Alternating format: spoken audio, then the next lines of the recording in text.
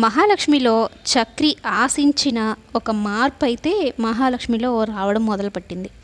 మహాలక్ష్మి ఎవరి యొక్క మాటన్నా కూడా మహాలక్ష్మిని చక్రి తట్టుకోలేకపోతాడు. చక్రి కుటుంబం మొత్తం అంతే. మహాలక్ష్మిని ఎవరు ఏమనకూడదు. నిజంగా ఒక మహాలక్ష్మియే మా ఇంటి దేవత అన్నట్టుగా వాళ్ళు ఫీల్ అవుతూ ఉంటారనమాట.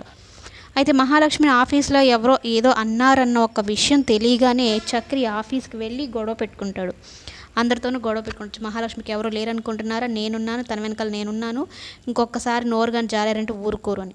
అంటే తను ఏం చెప్తుంది అంటే, తను చేసిన వర్క్ విషయంలో నాకు థియరీ తెలుసు కానీ ప్రాక్టికల్ తెలీదు, నేను దానికోసం ఒక మాట అన్నట్టు జస్ట్ కామెంట్ చేశాడు అంతే, మా బాస్ అన్నట్టు చెప్తేనే దాన్ని ఏదోగా తీసేసుకొని తనని అనేసాడేమో, వాళ్ళ వల్ల మహాలక్ష్మి ఇబ్బంది పడుతుందేమో అనుకొని ఆఫీస్కి వెళ్ళి నానా గొడవ చేసేస్తాడు.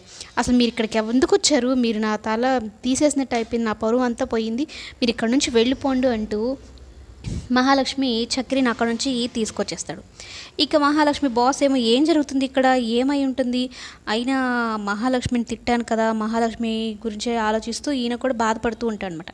అయినా అందమైన అమ్మాయి కదా, అందమైన అమ్మాయి ఒక మాట అన్నా కూడా బాగుంటుందిలే అన్నట్టుగా మాట్లాడుకుంటూ ఉంటాడు. మహాలక్ష్మి అందం గురించి నేను ఎప్పుడు పొగుడుతూ ఉంటాడు అనమాట. అయితే చక్రిని తిట్టి అక్కడ నుంచి పంపించేస్తుంది. ఇంటికి వచ్చిన తర్వాత మామూలుగానే చక్రి ఏంటి కొంచెం బిల్డప్ రాయడు.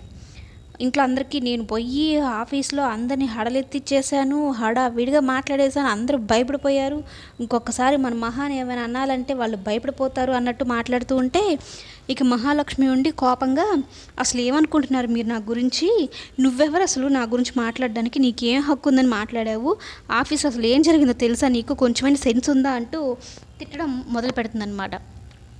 ఇక అప్పుడు దాకా తను ఒక బిల్డప్స్ ఇచ్చుకుంటూ ఉంటే మహాలక్ష్మి అలా తిట్టేసరికి కోపంగా అక్కడ నుంచి వెళ్ళిపోతాడు. కారు వేసుకొని వెళ్ళిపోవడంతో అసలు ఇంటికే రాను అని చాలా లేట్ నైట్ అవుతుంది, అయినా రాడు. మహాలక్ష్మి ఏమైందో ఏమో ఇంతవరకు రాలేదు, నేను తిట్టిన దానికి అలిగి వెళ్ళిపోయాడా ఏంటి, ఏం చేస్తున్నాడో ఏమో, మా నాన్న మా అన్నయ్య ఇద్దరు కాచుకొని కూర్చున్నారు, తను ఏం చేస్తారో ఏమో అన్నట్టు కంగారు పడుతూ ఉంటుందన్నమాట.